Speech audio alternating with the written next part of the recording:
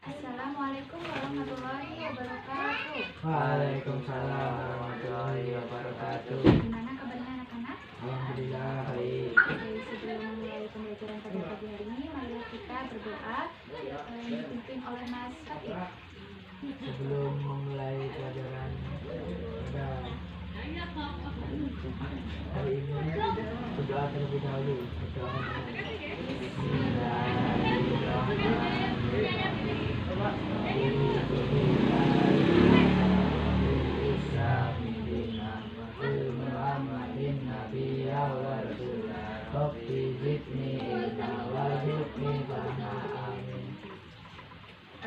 Gimana kabarnya anak-anak?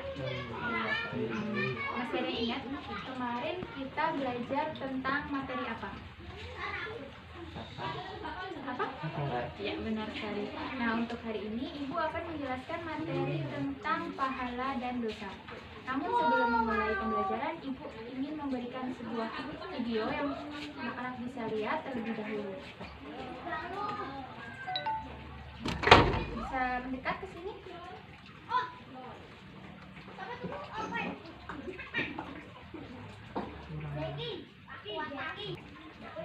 Judulnya Akhlak Terpuji.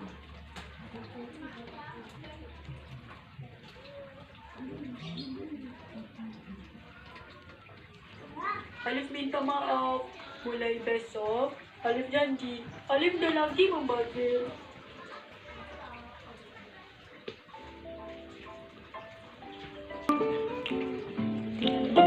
Walef, itu salah satu perbuatan yang tidak terpuji. Kita ni mesti membiasakan diri dengan akhlak yang baik, seperti yang dicontohkan oleh Nabi Muhammad SAW. Macam berbuat baik arah orang, patuh kepada ibu bapa, bercakap dengan lemah lembut dan sopan santun, memberi salam ketika masuk rumah, jangan bercakap apabila makan, dan jangan membuang makanan.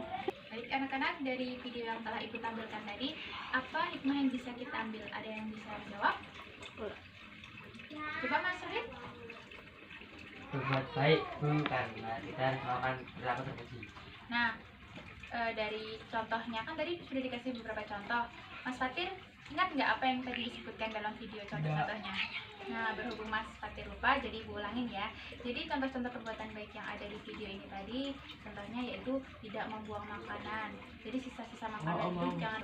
Terus yang kedua, berbakti kepada kedua orang tua dan menolong teman yang dalam kesusahan. Nah, di sini Ibu akan menjelaskan materi tentang pahala dan dosa.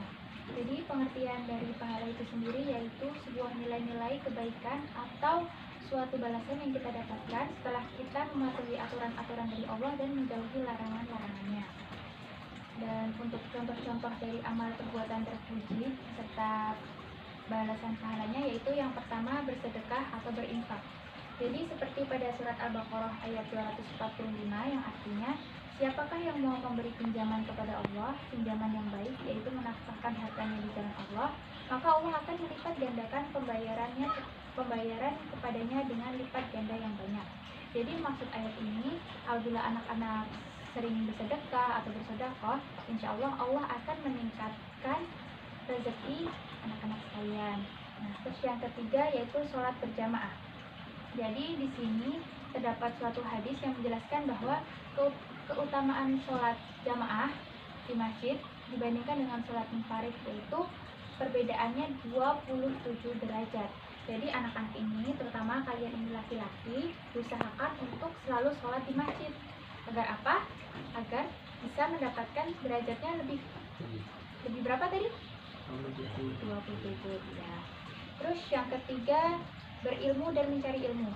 Jadi dengan anak-anak melakukan pendidikan seperti di sekolah ini termasuk perilaku terpuji yang insya Allah akan mendapat pengetahuan beberapa derajat lebih tinggi dibandingkan dengan orang yang tidak menuntut ilmu.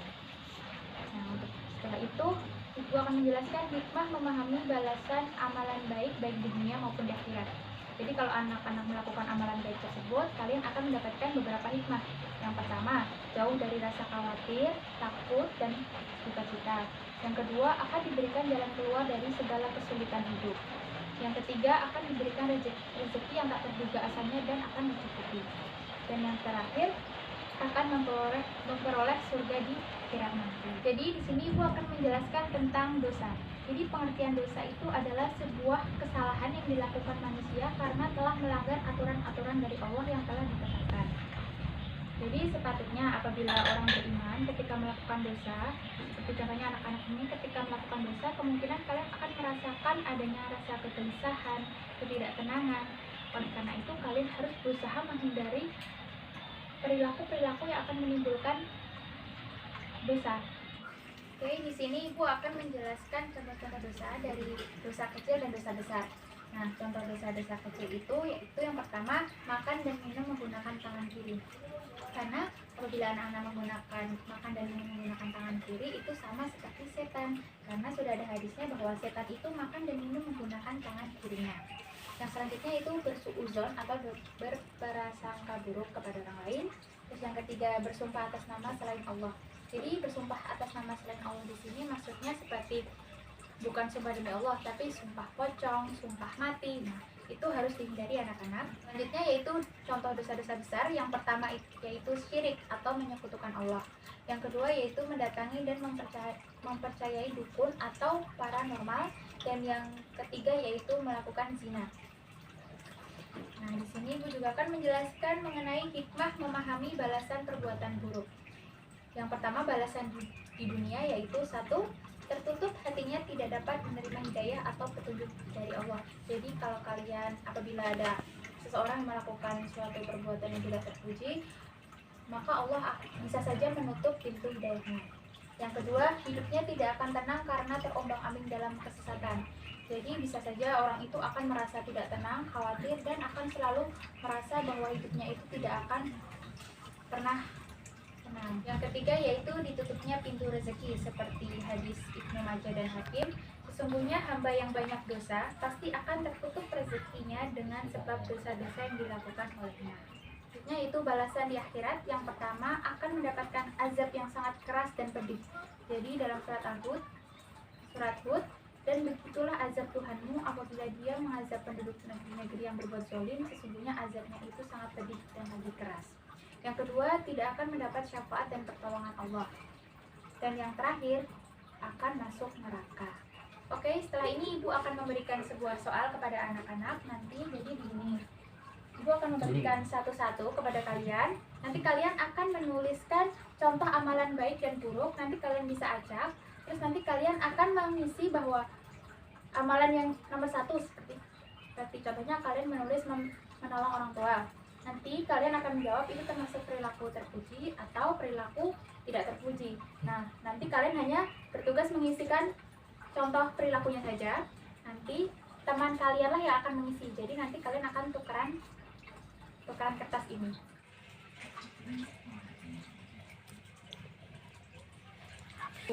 Sudah selesai anak-anak? Sudah, Bu. Kalau sudah silahkan ditukarkan dan dijawab. Oke? Silahkan dikerjakan. Ini, Bu. Jujur amal baik. Bagaimana anak-anak? Sudah selesai? Sudah, Bu. Baiklah, Mas Rohit terlebih dahulu untuk presentasi kita. Tentang amal baik dan buruk. 1. Berdosa termasuk amal buruk. 2. Zikir termasuk amal baik. 3. Berkelahi termasuk amal buruk. 4. Mengambil hak orang lain termasuk amal buruk. 5. Bersedekah termasuk amal baik. Oke, Mas Fatir, silahkan duduk. Contoh amal baik dan amal buruk. Berkata jujur termasuk amal baik. Tersenyum termasuk amal baik. Membuli termasuk amal buruk. Bertengkar termasuk amal buruk. Infak termasuk amal baik. Terima kasih Mas Fatir, silahkan duduk. Kesimpulan pada pembelajaran pagi hari ini yaitu bahwa kita sebagai umat muslim harus berusaha untuk meninggalkan amalan-amalan buruk dan selalu berusaha untuk meningkatkan amalan-amalan baik agar kita bisa mendapatkan pahala dan bisa masuk ke dalam surga Allah. Menurut Ibu, Ibu cukupkan pembelajaran pada pagi hari ini. Ada yang ingin ditanyakan? Ya. Oke, baiklah, mari kita tutup dengan hamdalah dan doa kafaratul majelis. Alhamdulillahirabbil alamin. Subhanakallahumma rabbana wa bihamdika asyhadu an la ilaha illa anta astaghfiruka wa atubu ilaik. Sekian dari Ibu, apabila ada salah kata Ibu mohon maaf. Wassalamualaikum warahmatullahi wabarakatuh. Waalaikumsalam warahmatullahi wabarakatuh.